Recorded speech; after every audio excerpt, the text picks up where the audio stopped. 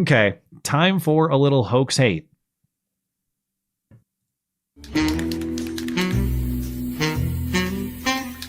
And now, the nobody saw it happen, but it's totally a product of Trump's America hoax hate crime of the week.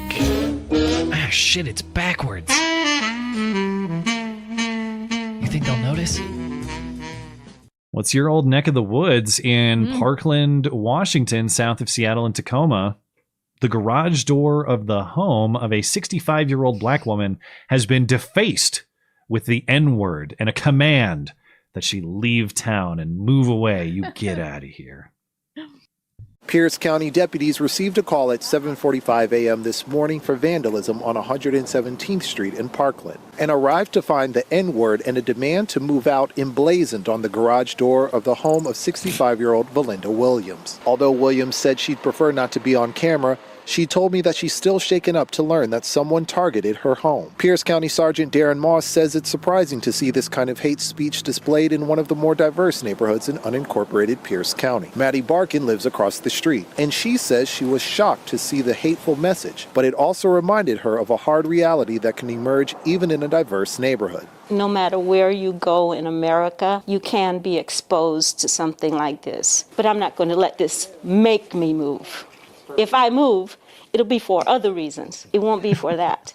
If I move, it's because this place is a shithole. Yeah, really. Okay. I mean, clearly she did it herself, or, her black son did. But, if somebody did that, maybe she's just a really shitty neighbor. Maybe she's having grandma parties with purple drank at 3 a.m. Maybe they're playing craps in the driveway and it's pissing off all the neighbors. Did you think about that? Reporter here who says this is a hate crime as your headline.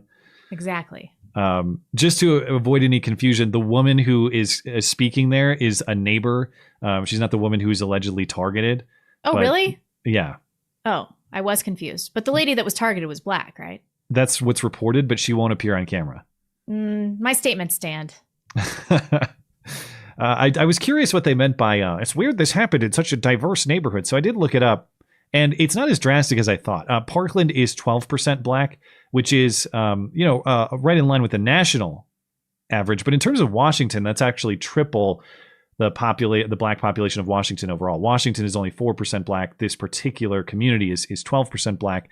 Washington as a whole is almost 80% white. But this particular community is 51% white. So it's demographically different than the state of Washington in more racial minorities, certainly. But it's interesting how when you have a community where that's true, and the reaction is not, wow, that's weird that this is a more demographically diverse area, and yet this still happens. I wonder if it's possible that someone who is part of that demographic diversity could be the culprit here. The answer is not even the diverse neighborhoods are safe from the hate of, I guess, a white guy who lives in a disproportionately black neighborhood, but hates them that much. It's just I did look up any GoFundMe or anything like that on this. I couldn't find one. So there's no, at least obvious attempt. A volunteer group did remove the paint, but there's no obvious attempt at cashing in on this one. Might be real. It's probably possible done by another black person, but she might not have done it. It's who knows? Yeah, like we've seen these turn out to be teenage pranks or something to that effect. I'm gonna speculate that there aren't a lot of genuine graffitiing Nazis living in this particular neighborhood. Yeah. But as always, if the truth comes out, we will update the story. Meanwhile, a similar story. Well, this has everything that you love. This has a racist note, and it has an entire team of female athletes having their season ended. They can't play sports anymore. Yeah, it's just great. Meanwhile, this is Prior Lake, Minnesota, outside of Minneapolis. The high school girls varsity basketball team is forfeiting its final game of the season in the first round of the playoffs, so the rest of their season, after a racist note was allegedly left in the bag of one of the team members. The target of the racist remarks, Achai Dang, posted the note to social media Wednesday. It says, "Get off of our team, monkey." It is just it looks like it's torn out of a spiral notebook, just lined paper and a Sharpie type marker. Triple underlined, "Get off of our team, monkey." Now, it does look kind of like younger feminine handwriting. So maybe it's authentic or maybe it's hers. I don't know. But Deng is a sophomore on the JV team. She says she found the note in her basketball bag. So the whole team, including the varsity team, who apparently has nothing to do with this, must suffer.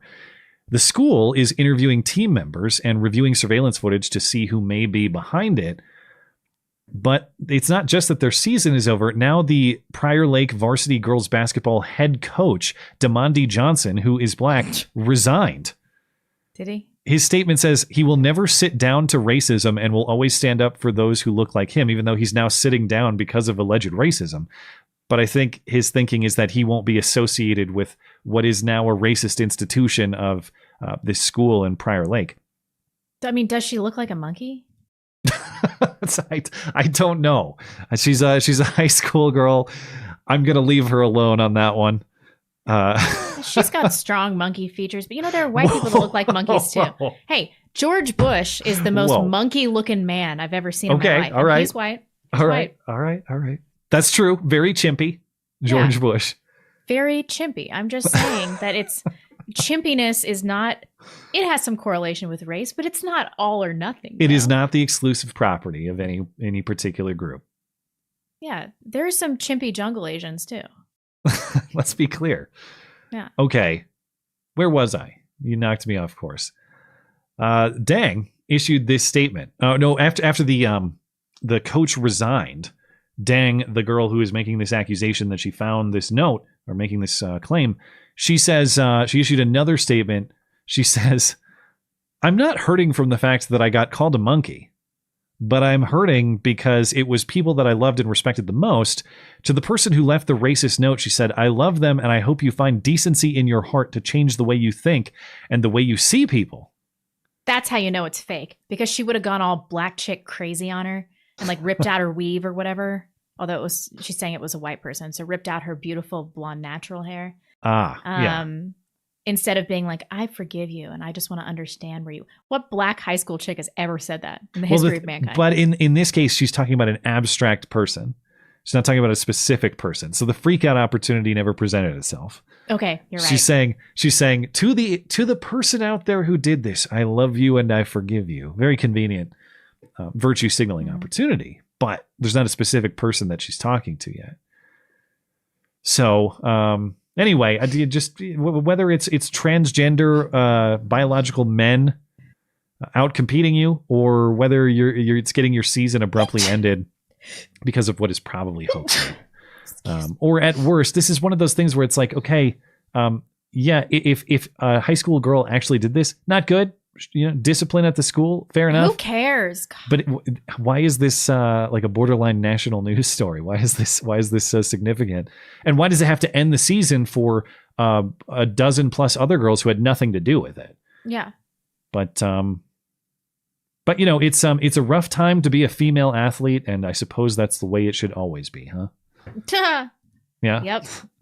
I agree with that. All right.